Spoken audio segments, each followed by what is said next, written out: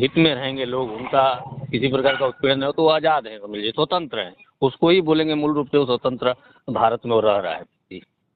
देखो रमेश जी, मैं आपको ये बताऊं, अंग्रेजों के घटिया कानून में भी बहुत अच्छे प्रावधान है कुछ कुछ।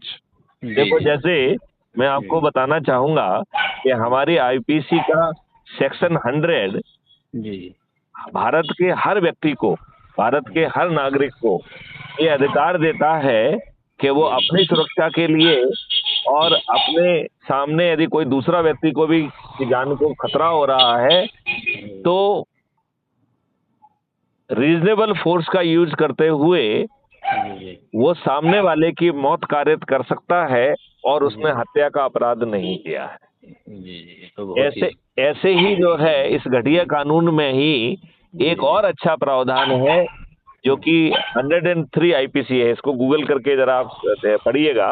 वो जी जो है ना, यही अधिकार कि अपनी संपत्ति को बचाने के लिए और दूसरों की संपत्ति को बचाने के लिए रीजनेबल फोर्स का उपयोग करते हुए वो सामने वाले की मौत कारित कर सकता है, लेकिन उसने हत्या का अपराध नहीं किया।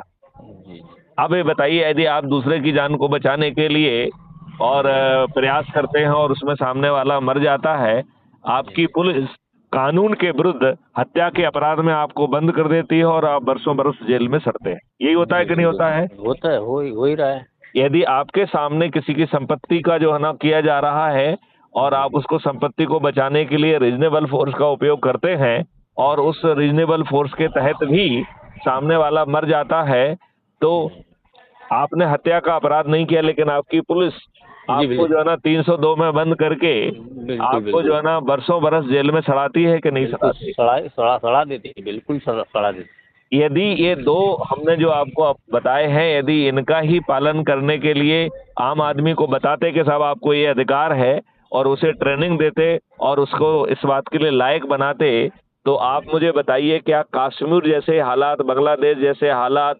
है। क्या 1946 के डायरेक्ट एक्शन डे के जैसे हालात, और हम तो कह रहे हैं 1947 जैसे के क्या हालात हो सकते थे क्या?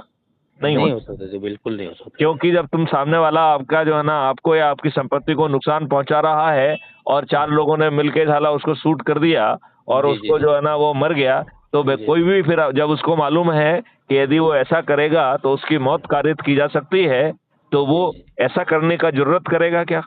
नहीं नहीं करेगा।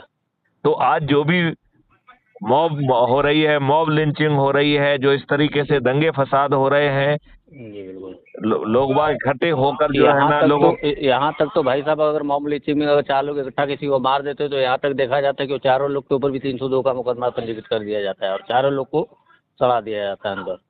ऐसा भी तो घटना में देखे हैं। मैं ये कह रहा हूँ मॉब लिंचिंग के तहत तो कोई नहीं मरना चाहिए, बात समझ रहे कि नहीं सर है? जी जी जी लेकिन जो है मॉब लिंचिंग जो कर रहा है, उस मॉब के ऊपर यदि गोली चलाई जाए और जी जी उसमें 2 4 6 लोग को मार दिया जाए, तो क्या इस तरीके की मॉब और इस तरीके की लिंचिंग करने की किसी की हिम्मत होगी क्या? नहीं, बिल्कुल नहीं होगी। अगर ऐसी एक्टिविटी होने लगे तो एक अपराध करने वाले की एक अंदर एक खौफ, एक डर जो होता है कानून का, उसके अंदर एक समाहित हो जाएगा कि नहीं, कानून का डर रहना चाहिए हर व्यक्ति। हम्म। फिर वो ऐसा दोबारा करने की जरूरत नहीं करेगा, ना हिम्मत जुटा पाएगा कितना भी बड़ा अपराधी होने दे। हाँ हाँ।